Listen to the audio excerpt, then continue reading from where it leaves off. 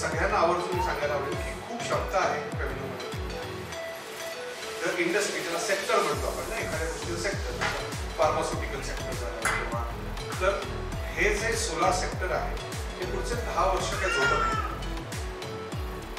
त्यामुळे तुम्ही सगळे मिळून या सेक्टरमधून जेवढा फायदा उचलू शकता तेवढा.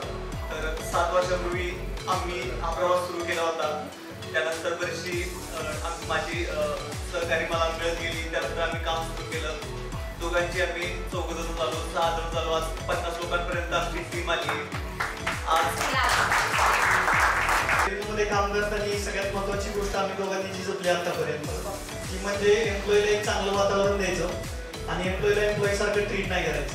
म्हणजे असं आहे की कोणताही एम्प्लॉई कधी उठून आम्हाला सुद्धा विरोध करू शकतो असं वातावरण आम्ही तयार केलं.